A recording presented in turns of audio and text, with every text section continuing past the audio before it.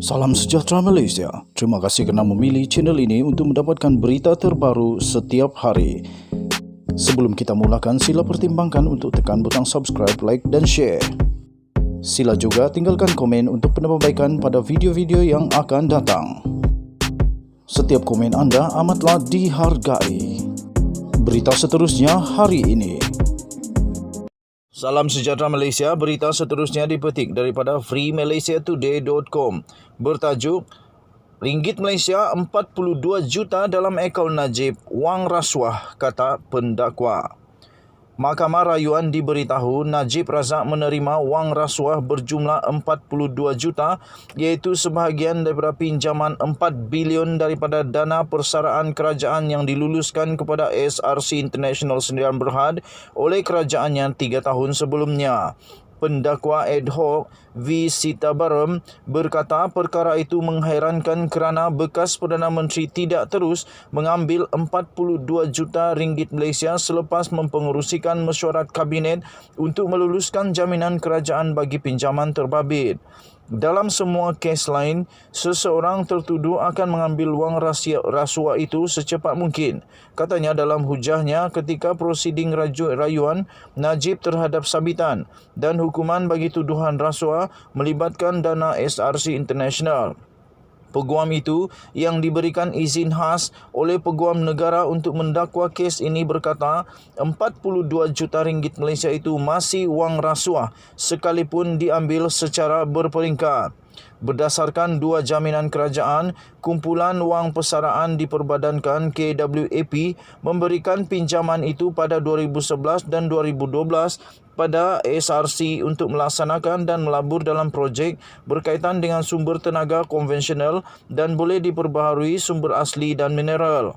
Antara Disember 2014 dan Februari 2015, 42 juta dalam SRC dipindahkan ke Gadingan Menteri Sdn Bhd, anak syarikat SRC. Wang itu kemudian dipindahkan ke Ihsan Perdana Sdn Bhd dan akhirnya akaun Najib di M-Bank. Wang itu dipindahkan menerusi beberapa lapisan proses.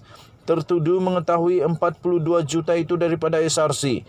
Kata Sitabaram dengan menambah Najib mempunyai kepentingan ketika mempengerusikan mesyuarat kabinet 2011 dan 2012. Sitabaram berkata pendakwaan hanya dapat merangka tuduhan untuk 42 juta itu kerana itulah wang yang akhirnya didepositkan ke akaun-akaun Najib. Katanya, lagipun 42 juta itu sekadar kacang berbanding 2.6 bilion yang pernah dimilikinya. Kata peguam itu merujuk kepada jumlah wang besar yang dikatakan dihantar semula kepada penderma pada 2013. Sitabaram berkata Najib mampu memindahkan wang itu bukan kerana bukan saja mengawal SRC malah juga dana persaraan berkenaan dalam kapasitinya sebagai Menteri Kewangan.